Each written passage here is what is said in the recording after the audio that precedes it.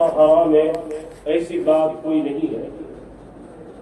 ہر سال، ہر مہینہ، ہر دن، ہر پل اللہ ہی کا بنایا ہوا ہے، اور اللہ تبارک و تعالیٰ نے اپنے فضل و کرم سے تمام دنوں کو جلیل القدر اور متبرک بنایا ہے. بے شک بے شک. یہ الگ بات ہے، کچھ نسبتوں کی وجہ سے کچھ راتیں، کچھ دن اور زیادہ متبرک بن جاتے ہیں، سبحان اللہ. زیادہ عظمت والے ہوتے بے ہیں. شک. اب دیکھیے، سفر المظفر مہینہ متبرک مہینہ ہی ہے، لیکن اس مبارک مہینے کو ایسی عظیم الشان ہستیوں سے نسبتیں حاصل ہیں جس کی بس بنیاد پر سفر کا مہینہ اور زیادہ متعظم اور متبرک بن گیا. سبحان اللہ سبحان اسی اللہ. مبارک مہینے میں بہاؤالدین زکریا ملتانی رحمت اللہ تعالیٰ علیہ کا وصال. بے شک سبحان اللہ. بے شک. ابھی کل کا دن تھا جو 25 سفر المظفر، یہ ایک عظیم الشان ہستی، مایہ ناز ہستی کہ پوری دنیا کے اندر جس کا چرچا ہو رہا ہے اور تا قیامت ہوگا، انشاءاللہ. جس ہستی کو امام اہل سنت حضور اعلیٰ حضرت کے نام سے یاد کیا. سبحان اللہ سبحان اللہ. واہ واہ واہ واہ. سبحان اللہ. اور آج کا دن جو ہے سفر المظفر شریف کا، یہ 26واں دن ہے. یہ حضرت سیدنا امام حسن بغدادی رضی اللہ تعالی عنہ، جو سلسلہ قادریہ کی ایک کڑی ہے، سبحان اللہ. بے شک. طور و عرفان و علم و حمد و حسن و بہا، جو اس میں حسن نام آتا ہے، احمد طاہر حسن، یہ حسن حضرت امام حسن رضی اللہ تعالی عنہ جن کا مزار انوار بغداد شریف کے اندر، سبحان اللہ. یہ ان کے اس کا دن بھی آ گیا. سبحان اللہ. اللہ تعالیٰ ان تمام بزرگان دین کے فیضان سے ہمیں مالا مال فرمائے. اعلیٰ حضرت رضی اللہ تبارک و تعالی عنہ نے جو دین کی خدمات انجام دی ہیں، اس کی فہرست اتنی لمبی چوڑی ہے کہ بندہ صرف اس فہرستوں کو بیان کرنے لگے نا کہ وہ گھنٹے نکلے. سبحان اللہ. سبحان اللہ. اتنی عظیم خدمات انجام دی ہے. مجدد جو بھی آتا ہے وہ تمام فتنوں کا سد باب کرتا ہے، تمام فتنوں سے مسلمانوں کو رہائی عطا کرتا ہے، اور 100 سال کے بعد اللہ تعالیٰ ایک مجدد کو پیدا کرتا ہے. مجدد کیا کرتا ہے؟ تجدید کرتا ہے. کس چیز کی تجدید کرتا ہے وہ؟ تو جب عرصہ دراز ہو جاتا ہے، 100 سال جب پورے ہوتے ہیں، تو 100 سال میں نہ جانے کتنے طرح کے لوگ، کتنے طرح کے علماء، کتنے طرح کے مفتی، کتنے طرح کے فرقے، یعنی کتنے طریقے کے فتنے جو ہیں وہ برپا ہو جاتے ہیں، وہ جمع ہو جاتے ہیں، اور لوگوں کو کشمکش میں مبتلا کر دیا جاتا ہے کہ حقیقت میں حق کیا ہے اور باطل کیا ہے. حق اور باطل کو سمجھنا مشکل ہو جاتا ہے. ایسے میں اللہ ایک مجدد کو بھیجتا ہے جو بالکل صاف و شفاف مذہب، جو آقا کریم صلی اللہ علیہ وآلہ وسلم پر جیسا اترا، اس ظاہری زمانے سے جو دین صحابہ اکرام کے پاس آیا، صحابہ اکرام نے جو دین تابعین تک پہنچایا، تابعین نے تابعین ائمہ مجتہدین اور اس طرح علماء مرشدین اولیاء کاملین جو دین پہنچاتے آئے، اس دین میں جتنے بھی ملاوٹیں اور جتنے بھی فتنے جو ہے وہ مکس کیے جاتے ہیں، ان تمام تر باطل چیزوں کو، فتنہ خور چیزوں کو اور جھوٹی چیزوں کو الگ نکال کر کے دودھ کا دودھ اور پانی کا پانی، صاف اور شفاف دین امت مسلمہ کو مجدد عطا کرتا. سبحان اللہ سبحان اللہ سبحان اللہ. واہ واہ. اسے کہتے ہیں مجدد. سبحان اللہ. وہ دین کی تجدید کرتا ہے. جب بھی مجدد کے آنے کی تیاری ہوئی، اس سے پہلے فتنے رہے، لیکن جب بھی کوئی مجدد آتا تھا، اس کے زمانے میں فتنے ہوتے تھے، تو کسی مجدد کے زمانے میں ایک فتنہ رہا، 2 فتنے رہے، 4 رہے، 5 رہے، 6 رہے، یعنی چند فتنے رہتے. لیکن امام اہل سنت کا جو دور تھا، ہجری 1272 میں امام اہل سنت دنیا میں تشریف لائے، یعنی 13ویں صدی کا آخری حصہ. اس زمانے میں انگریز کا دنیا سے یہ ہندوستان سے واپسی کا دور تھا اور انگریزوں نے بہت سارے فتنے کھڑے کر چکے تھے. یعنی اس دور میں علماء کرام فرماتے ہیں کہ تقریباً 61 فتنے جنم لے چکے تھے. اللہ اکبر. کتنے فتنے؟ 61 فتنے. 61 فتنے جنم لے چکے تھے.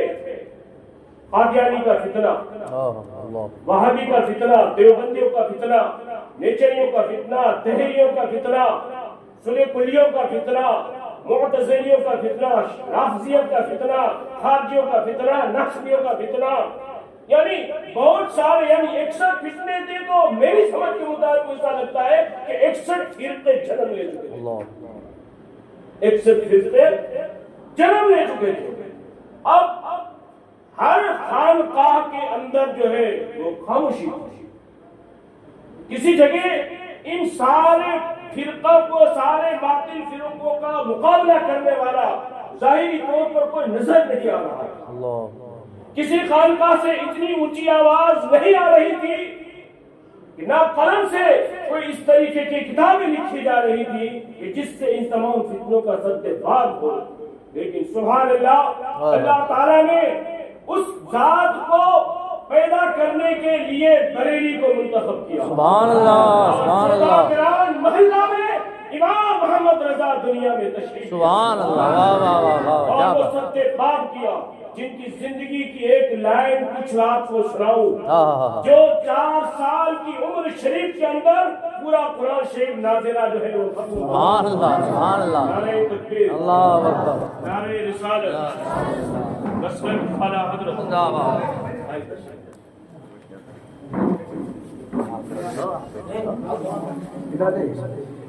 سبحان اللہ.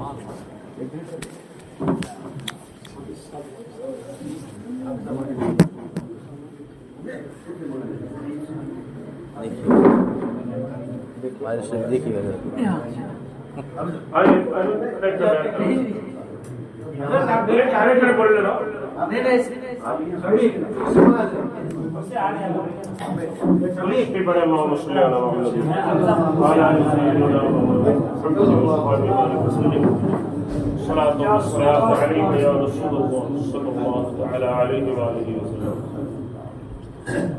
یعنی ایک تنہا ذات امام محمد رضا فاضل بریلوی رضی اللہ تعالی عنہ کی 61 فتنوں کا سد باب کرتی ہوئی نظر آ رہی تھی.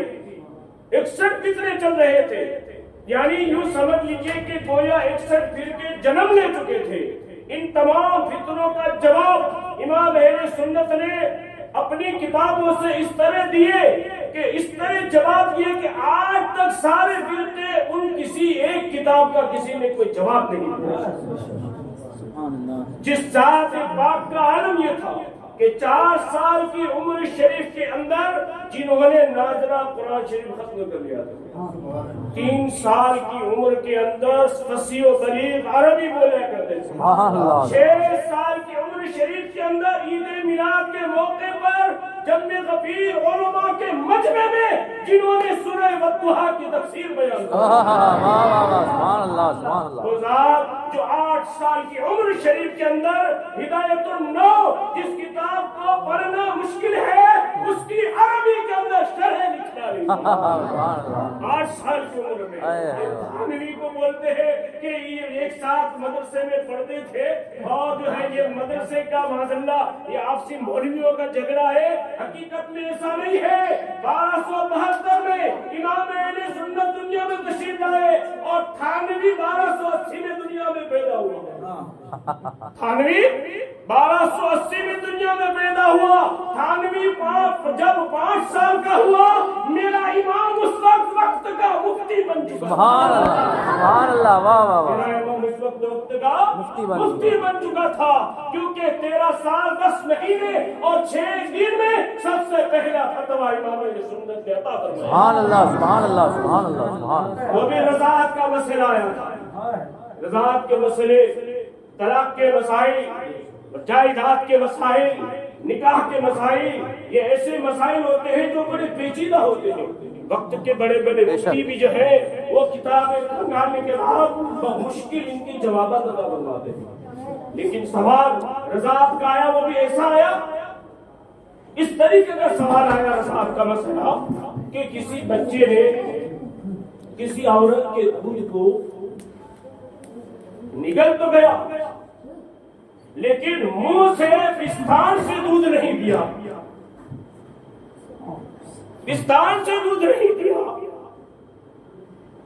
ناک کے ذریعے سے اس کے منہ کے اندر وہ دودھ گیا، تو رضاعت ثابت ہوئی یا نہیں؟ اللہ، یہ مسئلہ ہے، اور یہ مسئلہ مکہ المکرمہ سے آیا ہوا، حرمین سے مسئلہ آیا ہوا تھا۔ اللہ اکبر، جب یہ مسئلہ آیا مفتی نقی علی خان رحمت اللہ تعالی علیہ کی نگرانی میں امام اہل سنت جو ہے وہ تعلیم حاصل فرماتے تھے، اور جب یہ مسئلہ نظر آیا تو امام اہل سنت نے جو اس وقت مفتی نقی علی خان جو حضور کے والد گرامی ہیں ان کی نگرانی میں جو مفتی اکرام کام انجام دے رہے تھے، ان سب نے جو ہے وہ ان سب سے اجازت لی کہ اگر آپ اجازت دو تو اس فتویٰ کو میں لکھوں، ان سب نے اجازت دی۔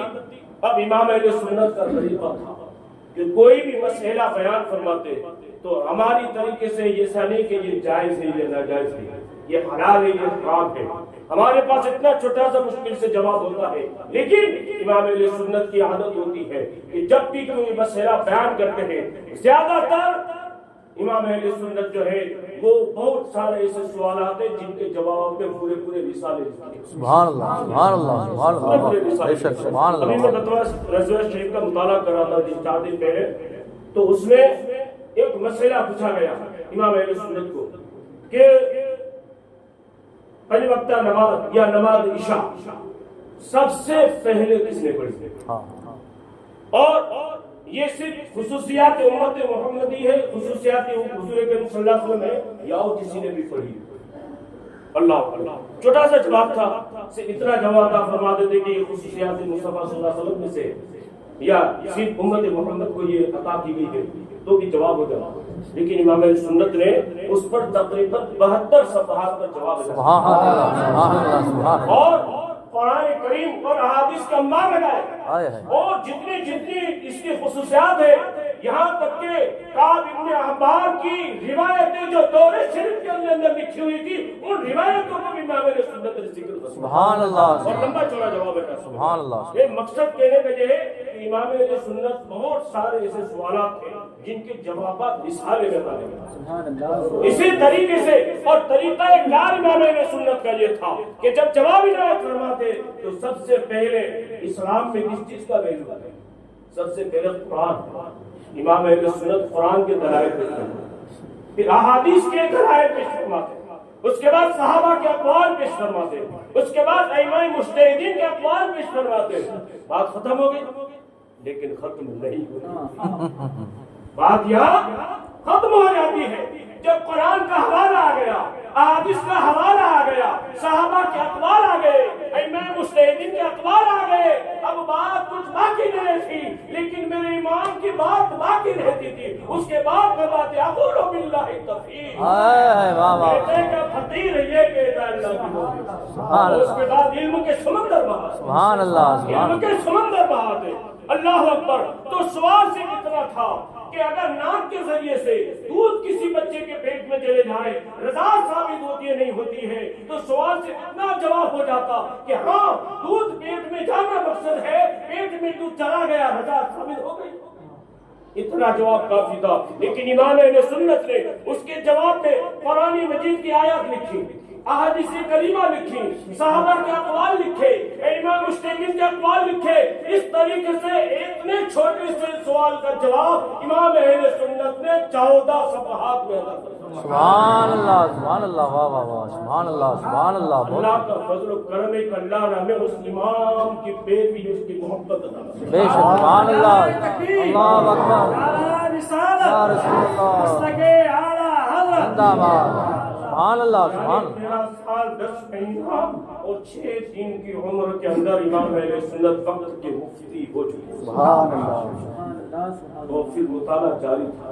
8 سال کی عمر میں ہدایت نور کی عربی شرح لکھی. جو عالم کلاس پڑھتے ہیں دارالعلوم میں انہیں پتا ہے کہ ہدایت النور کو صرف سیکھنا کتنا مشکل ہے. کتنی کاپیاں بنانی پڑتی اردو میں گرامر کے لیے, گرامر سیکھنے کے لیے کہ زبر کیوں آیا, زیر کیوں آیا, پیش کیوں آیا, تنوین کیوں آئی, یہ کیا آیا, وہ کیوں آیا, یہ کیوں کیوں کیوں کیوں کیوں میں زندگیاں ختم ہو جاتی. لیکن امام اہل سنت کی 8 سال کی عمر ہمارے بچوں کو پیشاب کرنے کا طریقہ نہیں آتا ہے. امام اہل سنت اس وقت ہدایت اللہ کی اردو میں نہیں عربی میں. سبحان اللہ, سبحان اللہ, واہ واہ واہ, سبحان اللہ, سبحان اللہ. یہ عظیم شان کا صرف اتنا سوال پوچھا گیا کہ کسی اللہ کے مقبول بندے سے مدد مانگ سکتے ہیں یا نہیں. غالباً حضرت مولا علی کی بارے میں یا حضور کے بارے میں پوچھا گیا, یعنی اللہ کے علاوہ کسی سے مدد مانگ سکتے ہیں یا نہیں. مفہوم یہ ہے.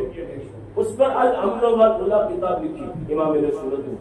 300 احادیث اور 7 قرآن مجید کی آیتوں پر مشتمل کتاب لکھی. سبحان اللہ, سبحان اللہ, سبحان اللہ. یعنی ایک ایک بات پر اگر آپ وضو کے مسائل پر جائیں تو ہمیں پانی کی قسمیں کتنی معلوم ہیں, کتنی قسمیں معلوم ہیں. 2-4-5 قسمیں تو مشکل سے معلوم ہے.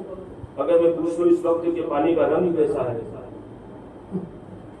پانی کا رنگ بتا سکتا ہے؟ امام اہل سنت کو پوچھا گیا کیا بات ہے, سبحان اللہ, پانی کا رنگ کیسا ہے؟ سبحان تو فرمایا کالا رنگ. کیسا رنگ ہے؟ ایک کالا ہے, دیکھنے میں کالا محسوس ہوتا ہے نہیں ہوتا ہے, لیکن ہے کالا. کسی نے پوچھا آپ نے کالا رنگ تو کہہ دیا, آپ نے کس چیز سے ثابت کیا ہے؟ فرمایا امام اہل سنت کہتے ہیں کہ فقیر کبھی بغیر دلیل کے بات ہی نہیں. سبحان اللہ. عائشہ صدیقہ رضی اللہ تعالی عنہا کی حدیث لاتے ہیں کہ سید عائشہ صدیقہ رضی اللہ تعالی عنہا فرماتی ہے کہ ہمارے گھروں میں کبھی کبھی 2-3 مہینے تک چولہا نہیں جلتا تھا. 2-3 مہینے تک چولہا نہیں جلتا تھا. تو پوچھا گیا کہ پھر گزارا کیسے ہوتا تھا؟ کہا 2 کالی چیزوں پر. ہمارے وہ 2 کالی چیزیں کیا ہیں؟ کہا کھجور اور پانی پر. کہا کہ سید عائشہ نے پانی کو کالا کہا تو پانی کالا. سبحان اللہ, سبحان اللہ, سبحان اللہ. 600 سے زائد پانی کی قسمیں امام اہل سنت نے گنوائی. کچھ وہ پانی جن سے وضو ہو سکتا ہے اور کچھ وہ پانی جن سے وضو نہیں ہو سکتا. تقریباً 315 قسمیں پانی, اس پانی کی قسمیں بتائی ہیں جن سے وضو ہو سکتا ہے, اور 286 کے قریب وہ قسمیں پانی کی بتائی ہیں جس سے وضو نہیں ہو سکتا. اور زمین کے جو جن سے ہوتی ہے تیمم کن چیزوں سے ہو سکتا ہے, اس کی جو قسمیں جو امام اہل سنت نے بیان عقل دنگ ہے. یعنی یہ تو پانی یہ ہے, اور امام اہل سنت نے تو گھوڑوں کی قسمیں بتائی. سبحان اللہ, سبحان اللہ. امام حسین رضی اللہ تعالی عنہ کا کربلا معلیٰ سے یہ مدینہ المنورہ سے روانگی کے بعد کربلا معلیٰ پہنچنے کے بارے میں اعتراضات اٹھے کہ اتنے کم عرصے میں گھوڑے کی سواری پر کوئی پہنچ سکتا ہے. امام حسین رضی اللہ تعالیٰ عنہ کے روانگی مکہ المکرمہ سے تقریباً 4 ذی الحجہ ہوئی اور 7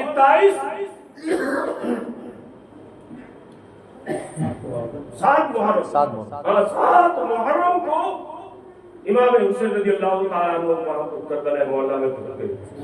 بہت کم عرصہ ہوتا, اتنے کم عرصے کے اندر ایک گھوڑا سوار, وہ بھی اتنے سارے لوگ جن کے ساتھ بچے بھی ہیں, عورتیں بھی ہیں, مال بھی ہیں. تو باطل فرقے والوں نے اعتراضات کرنے والوں نے اعتراض کیا کہ یہ من گھڑت بات ہے, ایسا ہو نہیں سکتا ہے کہ کوئی گھوڑی سواری سے اتنے کم عرصے میں مکہ المکرمہ سے کربلا معلیٰ تک پہنچ جائے. امام اہل سنت کا اس پر قلم تھا. اور پھر گھوڑے کی قسمیں گنوائی امام اہل سنت نے, اور پھر عربی گھوڑے میں بھی جتنی قسمیں ان ساری قسمیں بنائی, اور فرمایا کہ عربی گھوڑے میں جتنے اعلیٰ قسم کے گھوڑے ہوتے ہیں ان سب اعلیٰ میں سب سے اعلیٰ قسم کا جو گھوڑا ہے اس گھوڑے پر امام حسین سوار.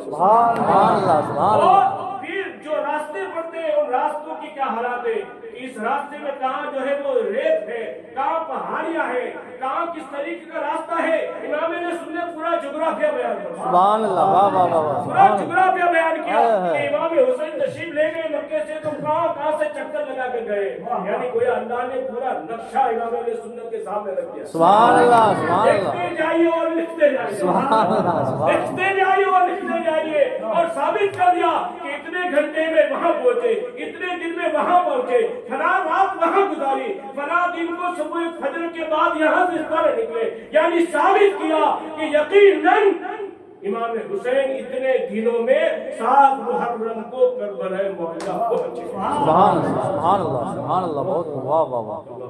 تو یہ امام اہل سنت رضی اللہ تعالیٰ عنہ کا جو یہ علمی جو مقام ہے وہ اتنا بڑا مقام ہے، اتنا بڑا مقام ہے جس کا اندازہ نہیں رکھا سکتا. بے شک اس علمی مقام میں آپ میں 2-4 منٹ کنز الایمان کی بات کروں. بتاؤ ارشاد. سبحان اللہ سبحان اللہ. کنز الایمان جو امام اہل سنت کا ترجمہ، مائے ترجمہ لکھنے والوں کی کمی نہیں ہوئی ہے، بہت سارے لوگوں نے لکھا ہے، میں اس کے بھی لکھا، خیر سننے بھی لکھا، لیکن حتی الامکان جہاں تک میرا ماننا ہے سبوں نے کہیں نہ کہیں وہ بچھڑ گئے، وہ پھٹک گئے، اور کئی لوگ تو یدل بھی کثیرہ کے مستحق بھی بن گئے. امام اہل سنت نے جو ترجمہ لکھا ہے، اب عربی کا ترجمہ اور وہ بھی قرآن کا ترجمہ، اس کے لیے ڈاکٹر درکار ہے. عرضی پیش کی مفتی امجد علی صاحب قبلہ صاحب بہار شریعت رحمۃ اللہ تعالی علیہ نے عرضہ پیش کیا کہ حضور بہت سارے لوگ قرآن کا ترجمہ لکھ رہے ہیں، بہت ساری اس میں غلطیاں ہوتی ہیں، ہو سکتا ہے لوگ اس سے گمراہ ہو جائیں. اگر آپ کرم فرمائیں تو اس کا ترجمہ لکھ دو تو بڑی مہربانی ہوگی اور دین کا بڑا کام ہوگا اور لوگ گمراہی سے بچیں، لوگوں کی ایمان کی حفاظت کریں. فقیر کے پاس کہا اتنا ٹائم ہے، ترجمہ لکھیں. ٹھیک ہے، ہم تم کہہ دو ایسا کرو، نماز اصل کے بعد جو نشست ہوتی ہے اس میں بھی جو سوالات جوابات ہوتے تھے، جو المنفوس کتاب امام اہل سنت کی، وہ عصر اور مغرب کے درمیان جو نشست ہوتی تھی اس میں جو سوالات ہوتے اس کے جوابات ہی اس میں محفوظ تھے. اس لیے اس کے مصنف نے لکھا ہے الملفوظ کہتے ہیں کہ ملفوظات اعلیٰ اور نشست میں آپ پڑھیے اس کو، علم کے خزانے میں لکھا. سبحان اللہ. الملفوظ میں بھی بڑی معلومات ہے اس میں. اللہ تو کہتے ہیں کہ یہ نشست میں مغرب سے پہلے جو وقت تھوڑا بہت لگتا ہے اس میں آپ قرآن شریف مجھے سنائے گی کہ ترجمہ کر دوں گا. سبحان اللہ سبحان اللہ. اللہ عام بات، یعنی آپ سے جو تھوڑا وقت بچتا ہے اس وقتوں کو بھی امام اہل سنت نے ادھر ادھر کی گفتگو کے بجائے دین کے کام میں لگایا. تھوڑا بہت بھی وقت بچتا ہے اس وقت کو ترجمہ کنز الایمان میں جو ہے لگا دیا جائے. اب عصر مغرب سے پہلے جو وقت بچتا، مفتی امجد علی صاحب قرآن کی کچھ آیتیں کبھی سورت ہے جیسا وقت ہوتا ویسے سناتے، فوری طور پر ترجمہ کر جاتے. فوری طور پر کنز الایمان میں کیا ہوگا. اب لوگوں نے اس پر تفاصیل لکھی. مفتی سید الفاضل حضرت سید نعیم الدین مراد آبادی رحمۃ اللہ تعالی علیہ نے اس کی شرح لکھی، حاشیہ لکھا سائیڈ میں، جس کو خزائن العرفان سے یاد کیا جاتا ہے. اسی طرح اس پر حاشیہ مفتی احمد یار خان نعیمی رحمۃ اللہ تعالی علیہ نے بھی اس کا حاشیہ لکھا جس کو نور العرفان سے یاد کیا جاتا ہے. دونوں مطالعے کے قابل. اگر دونوں کو پڑھے نا ساتھ میں، قرآن شریف کی آیت پڑھے، ترجمہ کنز الایمان پڑھے، پھر اس کے خزائن العرفان کے بھی حاشیے کو پڑھیا اور نور العرفان کے بھی حاشیے کو پڑھے، آپ کو دونوں میں علم کے خزانے ملے گا. سبحان اللہ. اور دیکھیں تو دونوں ہی کسی نہ کسی نسبت سے اعلیٰ حضرت ہی کے شاگرد ہیں. سبحان اللہ سبحان اللہ. سید نعیم الدین مراد آبادی رحمۃ اللہ تعالی علیہ اعلیٰ حضرت کے خلیفہ شاگرد تھے اور مفتی احمد یار خان نعیمی حضرت صدر الفاضل کے شاگرد ہیں. سبحان اللہ سبحان اللہ. دادا استاد ہوتے مفتی احمد یار خان نعیمی کے اعلیٰ حضرت رضی اللہ تعالی. اللہ اکبر.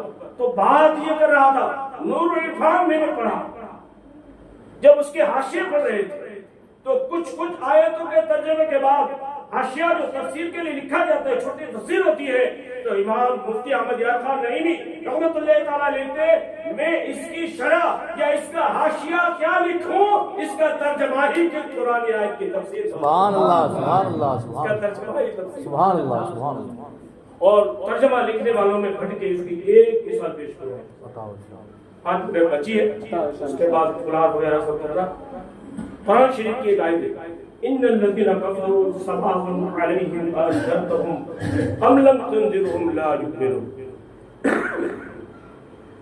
سورہ بقرہ کی پہلی آیت سورہ بقرہ کے پہلے رکوع کی آیت اللہ اکبر. اب اس آیت کا ترجمہ تھانوی نے اس طرح کیا کہ بے شک وہ لوگ جو کفر کرتے ہیں، ان الذین کفروا، وہ لوگ جو کفر کرتے ہیں سواء علیہم، ان برابر ہے انہیں سمجھاؤ یا نہ سمجھاؤ وہ ایمان لانے کے نہیں. اب یہ ترجمہ تھانوی نے کیا. اب اس ترجمے کے اوپر اگر چلیں گے تو اس آیت کو لوگ جو ہے وہ ٹکرا ہے کہ قرآن تو یہ کہتا ہے کہ وہ جو کفر کرتے ہیں انہیں سمجھاؤ یا نہ سمجھاؤ وہ ماننے کے لیے ایمان لانے کے لیے. تو اس زمانے سے لے کر آج تک ہزاروں جو نہیں مانتے تھے اب وہ مان کر ایمان لے آئے. تو لوگ تو قرآن کی آیت پر گمراہ ہیں، لوگ گمراہ ہو جائیں. اب اسی آیت کا ترجمہ ہے اہل سنت فرماتے ہیں. سبحان اللہ سبحان اللہ. دیکھیے جن لوگوں نے اصطلاحی ترجمہ کیا، لفظی ترجمے کیے، وہ بہک گئے. امام اہل سنت جب بھی ترجمہ کیا تو لفظی ترجمہ نے اصطلاحی ترجمہ نہ کیا، اور وہ بھی فوری ترجمہ کیا، فوری ترجمہ کیا. اللہ اکبر. امام اہل سنت وہ جو جن کی قسمت میں کفر ہے، حاشیہ لگا ہے، وہ جن کی قسمت میں کفر ہے انہیں سمجھاؤ یا نہ سمجھاؤ یہ ماننے کے لیے ایمان لانے والے ہیں. سبحان اللہ. ترجمہ بھی ہو گیا. اور جو ابھی تک ایمان نہیں لائے وہ وہی ایمان نہیں لائے ہیں جن کی قسمت میں ایمان نہیں ہے. اور جن کی قسمت میں ایمان ہے قیامت تک لوگ ایمان لاتے رہیں گے اور مسلمانوں میں اضافہ ہوتا رہے گا. سبحان اللہ سبحان اللہ. بہت واہ واہ واہ. سبحان اللہ بہت سے آیت سبحان جن کے ترجمے پر اور اعلیٰ حضرت ترجمے اور دیگر ترجموں پر غور کرے نا تو زمین و آسمان کو آپ کو فرق نظر آئے گا. اسی لیے تو اس ترجمے کو ترجمہ کنز ایمان خزانہ. سبحان اللہ سبحان اللہ. آپ تمام حضرات یہ غور کریں اپنے گھروں میں اگر ترجمے والا قرآن شریف رکھتے ہیں یا اپنے بچوں اور بچیوں کو اگر قرآن شریف ترجمے والا دیتے ہیں تو صرف اور صرف ترجمہ کنز ایمان. سبحان اللہ. اور یہ سبق ہم کو ہمارے استاد گرامی نے دی. سبحان اللہ. 1986 میں تشریف لائے، 87-88 میں ایک قرآن شریف ہمارے جو اگلے پٹیل تھے جاپو دادا ان کو کسی نے قرآن شریف کا ترجمہ دیا کہ وہ تھانوی کا ترجمہ. حضرت نے دیکھا کہ یہ تو دیوبندیوں کا ترجمہ ہے. اس وقت دیوبندیوں کے دال سے کوئی واقف نہ تھا. تب ہمارے استاد گرامی نے سنیے اور دیوبندے سے اس فقیر کو جو ہے وہ آگاہ فرمایا. سبحان اللہ. نعرے رسالت مسلک اعلیٰ حضرت. سبحان اللہ سبحان اللہ. اللہ اللہ سبحان اللہ سبحان اللہ. امام اہل سنت کے فیضان سے ہم سب کو مالا مال فرمائے. استاد گرامی حضرت علامہ مولانا منور عالم صاحب حرمین شریف میں تشریف لے جاتے ہیں. اللہ ان کے سفر کو آسان فرمائے. آمین آمین. خیر و عافیت کے ساتھ سارے ارکان ادا ہو اور خوب وہاں کی فیض و برکات سے مالا مال ہو اور ان کے سینے میں جو وہاں کی تجلیات اور وہاں کے فیض و برکات آئے ان کے سینے سے اللہ ہم سب کو عطا فرمائے. اللہ حضرت کے فیضان کو جاری و ساری رکھے اور ہم سب کو اللہ بار بار من شریفین کی زیارت کی فرمائے. استغفر اللہ ربی من کل ذنب و خطیئۃ واتوب الیہ. لا الہ الا اللہ محمد رسول اللہ صلی اللہ علیہ وسلم. برحمتک یا